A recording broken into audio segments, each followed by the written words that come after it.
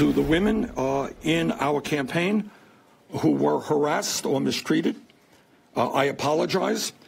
Our standards, our procedures, our safeguards were clearly inadequate. Welcome back. Bernie Sanders may have had the worst week among potential 2020 candidates. That was his second apology of this fledgling campaign of sorts, and that one came yesterday. His apology was to female staffers on his 2016 campaign who accused male staffers of sexual harassment. The apology came 2 days after Sanders saw himself in a distant fifth, if you will, in a Daily Kos straw poll. Fellow Senator Elizabeth Warren was in the lead in that poll. Keep in mind, this is the same part of the Democratic Party that embraced Sanders early on in the 2016 campaign. It's the same group that in some ways helped launch Barack Obama early in the 2008 campaign. And perhaps this group is telling Senator Sanders that perhaps his time has come and gone. With me now is the founder of Daily Kos and the publisher of that site, Markos Moulitsas. Markos, good to see you, sir. Oh, thank you so much. Good to see you. Good to talk to you, too. All right, I'm going to put up that straw poll here again because I want folks to do a little math in their head here. You had Warren sitting at 22, Beto O'Rourke at 15, Kamala Harris at 14. And then Biden's at 14, Sanders is 11. I drew a little line between Harris and Biden there. 51% in your straw poll want basically new, right? Warren, O'Rourke, Harris together are 51%. Biden and Sanders collectively are 25%. A 2-to-1, new to old. Is that a fair way of looking at, of examining where your folks are this early in the process? Yeah, absolutely. I mean, this is a very sophisticated political crowd. You know, for example, one reason that Beto is doing as well as he is because they spent a year raising money and campaigning for him.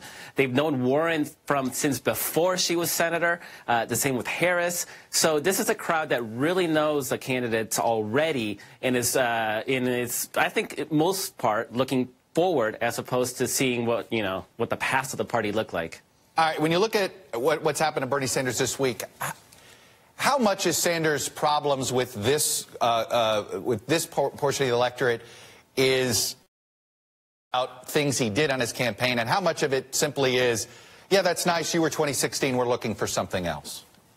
Yeah, I don't think that the issue of the Me Too stuff on his campaign really had an effect on his numbers, and if it did, it might have been sort of on the edges. I think it's mostly about most of the people looking forward. It's about realizing that in 2016, it was a binary choice. It was either Hillary or it was Bernie. And now there are multiple options. I mean, I count about 24 people that are looking to run. There are clearly great options on the left of the party. So people don't really have that binary choice anymore. And I don't think that Bernie Sanders has done a good job over the last couple of years growing his base of support, of addressing the shortcomings he had with people of color and women.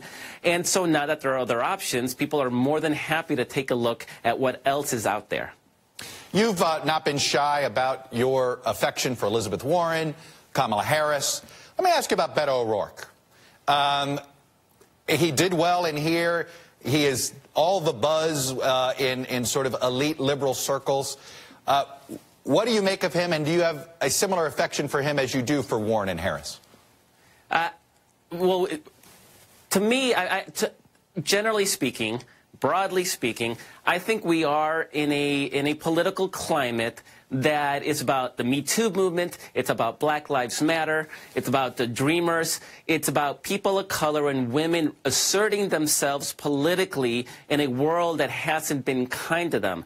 Beto is actually kind of special because he transcends that in some way and is probably the only white male, to be honest, that could be competitive in this climate. So personally, I think it's time for a woman president. I think it's time for an all-woman ticket. So if it was up to me, I'm looking at Kamala Harris and Elizabeth Warren and Kirsten Gillibrand and Amy Klobuchar. That's who I think is where the energy and the future of the party is at this point in time. Now, Beto, like I said, I have affection for him. I thought he ran a great campaign in Texas. We raised a lot of money as a community for him, and so I would be perfectly happy with Beto as well. You know, what's interesting here, though, when you look at perhaps the campaign that maybe Elizabeth Warren and Kamala Harris are preparing for versus the message that Beto O'Rourke has, there may not be a lot of difference on policy, but there is going to be a difference in style.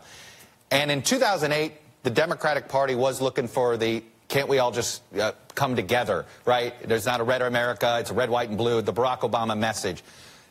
Could Barack Obama take that same message today, and could that work in today's Democratic primary, or do you think folks are looking for something else? No, I don't think it would work, and I actually don't think it would work because of Barack Obama. I mean, people really bought into his message of unity, and there are no blue states, no red states, only one America. People bought into that, and then the Republican Party from day one basically said, without any ambiguity, without hiding it, that they wanted nothing more than to destroy Barack Obama. And everything he did for years to try to find that common ground was basically used by Republicans against Obama. And we were watching.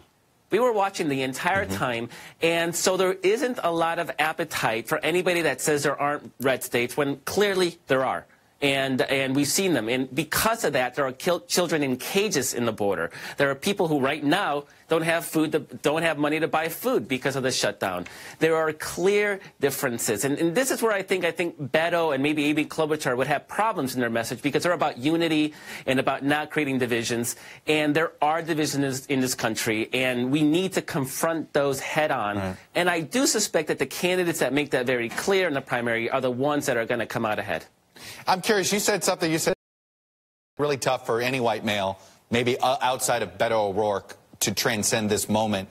Do you feel that way about both Joe Biden and Sherrod Brown, too, sort of the other two that I think, particularly Sherrod Brown, who may have more in common with Warren and Harris ideologically? Right. Ideologically, he's perfect. I mean, there would be no problems there.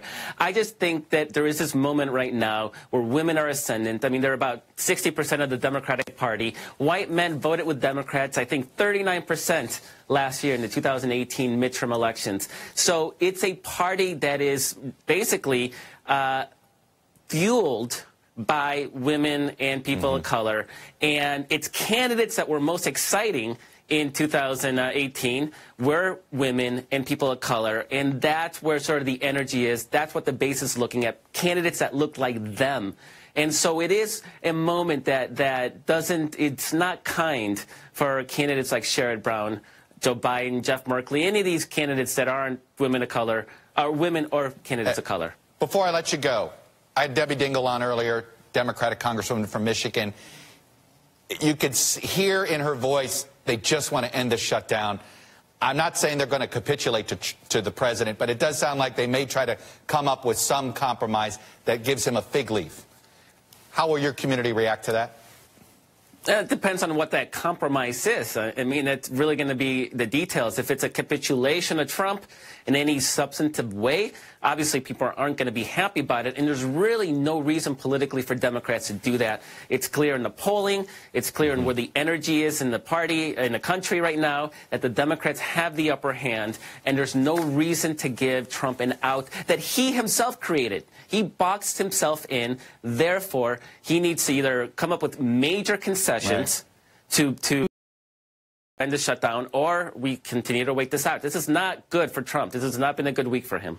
So you're not ready to move that at all? Not yet? Oh, I'm ready for a compromise is great.